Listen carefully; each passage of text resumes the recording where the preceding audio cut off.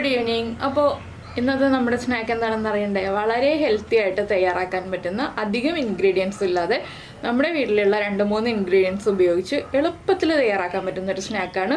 കുട്ടികൾക്കൊക്കെ 4 മണിക്ക് സ്കൂൾ വിട്ട് വരുമ്പോൾ ഉണ്ടാക്കി കൊടുക്കാൻ പറ്റുന്ന ഒരു സ്നാക്കാണ് ഇത്. എണ്ണയിൽ പൊരിക്കൊന്നും വേണ്ട, ആവിയിൽ വേവിച്ചെടുക്കാൻ പറ്റുന്ന ഒരു കാര്യമാണ് കേട്ടോ. അപ്പോൾ നമ്മൾ ആവിയിൽ വേവിച്ചെടുക്കുന്ന പലഹാരങ്ങൾ വളരെ കുറച്ചേ ചെയ്യാറുള്ളൂ.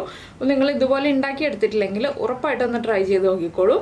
അപ്പോൾ എന്തൊക്കെയാണ് നമ്മുടെ ഇൻഗ്രീഡിയൻസ് നോക്കണ്ടേ? ഉറപ്പായിട്ടൊന്ന് ട്രൈ ചെയ്ത് നോക്കണേ. ഇഷ്ടമായി കഴിഞ്ഞാൽ ഒന്ന് ലൈക്ക് ചെയ്യാനും മറന്നു വരുന്നത്. നമ്മുടെ സ്നാക്കിൻ്റെ ഇൻഗ്രീഡിയൻസ് എന്തൊക്കെയാണെന്ന് നമുക്ക് നോക്കാം. നമ്മുടെ ഇൻഗ്രീഡിയൻസ് നോക്കാം. നമ്മളിപ്പോൾ 1 കപ്പ് ഗോതമ്പ് പൊടി എടുത്തിട്ടുണ്ട്. അതിലേക്ക് 1/2 കപ്പ് ശർക്കരയും 1/2 കപ്പ് കപ്പലണ്ടി വറുത്തതും എടുത്തിട്ടുണ്ട്. കപ്പലണ്ടി വറുത്തിട്ട് തൊലി മാറ്റിയെടുക്കുക. ആദ്യം നമുക്ക് ഈ ഗോതമ്പ് പൊടി ഒന്ന് നനച്ചെടുക്കണം. നമ്മുടെ പുട്ടിൻ്റെ ഭാഗത്തിൽ നനച്ചെടുക്കണം കേട്ടോ. അതുപോലെ തന്നെ ശർക്കര ചീവി എടുക്കണം. ഇതുപോലെ ചീവി എടുത്താലേ കറക്റ്റ് ആവുള്ളൂ. എന്താണെന്ന് വെച്ചിട്ടുണ്ടെങ്കിൽ ശർക്കര കട്ടയായിട്ട് ഇരിക്കുകയാണെങ്കിൽ പെർഫെക്റ്റ് ആവില്ല. നമ്മൾ ഇതുപോലെ ചീവി എടുക്കണം, എന്നാലേ പെർഫെക്റ്റ് ആവുള്ളൂ. അപ്പോൾ നമുക്ക് ശർക്കരയും കപ്പലണ്ടിയും മാറ്റി വയ്ക്കാം. ആദ്യം നമുക്ക് വലിയൊരു പാത്രം എടുക്കാം. ഞാനിപ്പോൾ ഈ ഒരു പാത്രത്തിലേക്ക് ഗോതമ്പ് പൊടി ചേർത്ത് കൊടുക്കുകയാണ്. ഇതിലേക്ക് ഉപ്പൊന്നും ചേർക്കണ്ട കേട്ടോ. നമ്മൾ പുട്ടിന് നനയ്ക്കുന്ന പോലെ കുറച്ചായിട്ട് വെള്ളം ചേർത്ത് നമ്മുടെ ഗോതമ്പ് പൊടി ഒന്ന് നനച്ചെടുക്കാം. ഒരുപാട് വെള്ളമായി പോകരുത്. സാധാരണ നമ്മുടെ ഗോതമ്പ് പുട്ടിൻ്റെ പാകത്തിൽ നനച്ചെടുക്കുക. അപ്പോൾ ഇത് വളരെ എളുപ്പത്തിൽ ഉണ്ടാക്കാൻ പറ്റുന്ന ഒരു സ്നാക്കാണ്. നിങ്ങൾ ഉണ്ടാക്കി നോക്കിയിട്ടില്ലെങ്കിൽ ഉറപ്പായിട്ടൊന്ന് ട്രൈ ചെയ്ത് നോക്കിക്കോളൂ. പിന്നെ ഇതിലേക്ക് തേങ്ങ ചേർക്കണം എന്നുണ്ടെങ്കിൽ ഒരു 1/4 കപ്പ് തേങ്ങയും കൂടി ചേർക്കാം. ഞാനിപ്പോൾ തേങ്ങ ചേർക്കുന്നില്ല. അപ്പോൾ വേണമെന്നുണ്ടെങ്കിൽ ചേർക്കാവുന്നതാണ്. തേങ്ങ ചേർക്കേണ്ട സമയം എപ്പോഴാണെന്നുള്ളത് ഞാൻ പറയാം. അതുപോലെ നന്നായിട്ട് തിരുമ്മി തന്നെ നനച്ചെടുക്കുക കേട്ടോ. കുറച്ചായിട്ട് വെള്ളം ചേർത്തിട്ട് ഇങ്ങനെ നമ്മുടെ കയ്യിലിട്ടിട്ട് തിരുമ്മി തന്നെ നനച്ചെടുക്കുക. അപ്പോൾ ഞാനിത് നന്നായിട്ടൊന്ന് നനച്ചെടുക്കട്ടെ. ഇപ്പോൾ ഇതാ നമ്മുടെ പൊടി ഞാൻ നന്നായിട്ട് നനച്ചെടുത്തിട്ടുണ്ട്. നമ്മൾ ഇതുപോലെ എടുത്തിട്ട് ഇങ്ങനെ പിടിക്കുമ്പോൾ ഇതുപോലെ ഉരുട്ടി പിടിക്കാൻ പറ്റുന്ന പാകത്തിലായിരിക്കണം. ഇതുപോലെ ആയിരിക്കണം നമ്മുടെ പൊടിയുടെ നനവ്. ഇനിയിപ്പോൾ നമുക്കിതൊന്ന് ആവി കയറ്റിയെടുക്കാം. ഇഡ്ഡലി തട്ടിൽ വെച്ചിട്ട് ഒരു 10 മിനിറ്റ് ആവി കയറ്റിയെടുക്കുക. അപ്പോൾ ഈ പാത്രം ഒന്ന് കവർ ചെയ്ത് വയ്ക്കുക കേട്ടോ. നമ്മൾ പൊടി നനച്ചെടുത്തിരിക്കുന്ന പാത്രം അങ്ങനെ തന്നെയാണ് നമ്മൾ ഇഡ്ഡലി തട്ടിൽ വയ്ക്കുന്നതെന്നുണ്ടെങ്കിൽ ഈ പാത്രം ഒന്ന് കവർ ചെയ്ത് വയ്ക്കുക. അല്ലെങ്കിൽ വേറെ പാത്രത്തിലാണ് വയ്ക്കുന്നതെങ്കിൽ ആ പാത്രം ഒരു ലിഡ് ഉപയോഗിച്ച് ഒന്ന് കവർ ചെയ്ത് വയ്ക്കുക. ഞാനിപ്പോൾ ഈ പാത്രം ഒന്ന് കവർ ചെയ്ത് വയ്ക്കാൻ പോവാണ്. അപ്പോൾ ഈ പാത്രം കവർ ചെയ്ത് വെച്ചിട്ട് ഇഡ്ഡലി പാത്രത്തിന് അടപ്പ് ഉപയോഗിച്ച് ഇഡ്ഡലി പാത്രവും ഒന്ന് കവർ ചെയ്ത് വെക്കുക. ഇതിലേക്ക് ഒട്ടും ആവി വെള്ളം വീഴരുത്. അതാണ് നമ്മൾ ഉദ്ദേശിക്കുന്നത്. ഇതിലുള്ള നനവ് മാത്രമേ പാടുള്ളൂ, വേറെ എക്സ്ട്രാ വെള്ളം വീഴരുത്. അപ്പോൾ നമുക്ക് ആവി കയറ്റി എടുത്തു കഴിഞ്ഞിട്ട് ബാക്കിയുള്ള കാര്യങ്ങൾ ചെയ്യാം. 10 മിനിറ്റ് ആവി കയറട്ടെ.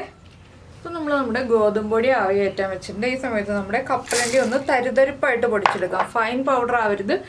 കുറച്ച് കടിക്കാൻ കിട്ടുന്ന രീതിയിലൊന്ന് കറക്കിയെടുക്കുക, ഒന്ന് പൾസ് ചെയ്തെടുക്കുക. അത്രേ പാടുള്ളൂ കേട്ടോ. നമ്മൾ പൾസ് ചെയ്യാനേ പാടുള്ളൂ.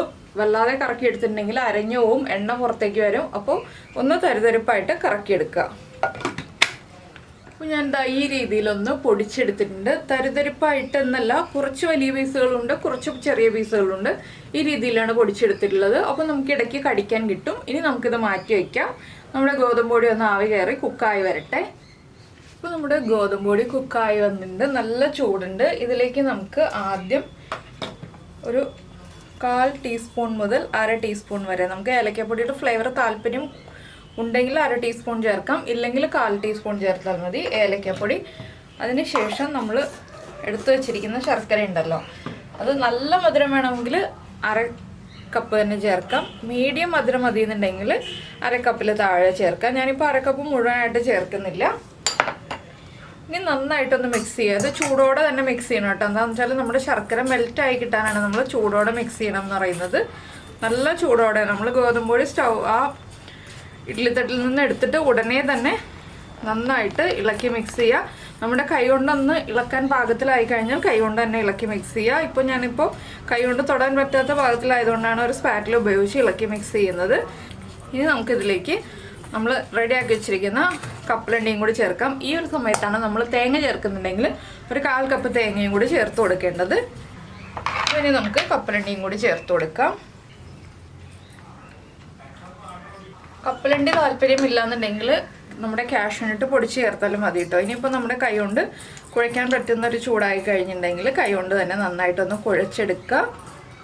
ചെറിയൊരു ചൂടൊക്കെ അഡ്ജസ്റ്റ് ചെയ്ത് കുഴയ്ക്കണം കേട്ടോ, അപ്പോഴേ കറക്റ്റ് ആവുള്ളൂ.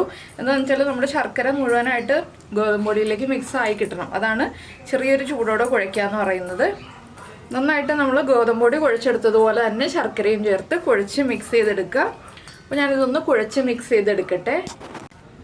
അപ്പോൾ നമ്മുടെ ശർക്കരയും ഗോതമ്പ് പൊടിയും അതുപോലെ തന്നെ നമ്മുടെ കപ്പലണ്ടിയും നന്നായിട്ട് മിക്സായി വന്നിട്ടുണ്ട്. ഇനി നമുക്ക് ഏത് ഷേപ്പിലാണോ വേണ്ടത് ആ ഷേപ്പിൽ ഉരുട്ടിയെടുക്കാം. ബോൾ ഷേപ്പാണ് ഉരുട്ടിയെടുക്കാൻ എപ്പോഴും നല്ലത്. എന്താണെന്ന് വെച്ചാൽ നമുക്ക് എളുപ്പം ബോൾ ഷേപ്പിൽ ഉരുട്ടിയെടുക്കുന്നതാണ്. അപ്പോൾ ഞാൻ ഈ ചെറിയ ചൂടോടുകൂടി തന്നെ ഉരുട്ടിയെടുക്കുകയാണ്. ചെറിയ ചൂടോടുകൂടി ഉരുട്ടാണ് എളുപ്പം കേട്ടോ. അപ്പോഴാണ് നമുക്ക് ഉരുട്ടിയെടുക്കാൻ എളുപ്പമാവുന്നത്. അപ്പോൾ ഞാൻ അത്യാവശ്യം വലിപ്പമുള്ള ബോൾസായിട്ടാണ് ഉരുട്ടുന്നത്. നിങ്ങൾക്ക് ചെറിയ ബോൾസായിട്ട് മതി എന്നുണ്ടെങ്കിൽ ചെറിയ ബോൾസായിട്ട് ഉരുട്ടിയെടുക്കാം. ഞാൻ ഈ ഒരു വലുപ്പത്തിലാണ് ഉരുട്ടിയെടുക്കുന്നത്. അപ്പോൾ നമുക്കിത് ഒരു പ്ലേറ്റിലേക്ക് മാറ്റാം. ഇതുപോലെ എല്ലാം ഉരുട്ടിയെടുക്കാം. ഞാനപ്പോൾ ഇതെല്ലാം ഉരുട്ടിയെടുക്കട്ടെ, അതിന് ശേഷം നമുക്ക് കാണാം കേട്ടോ.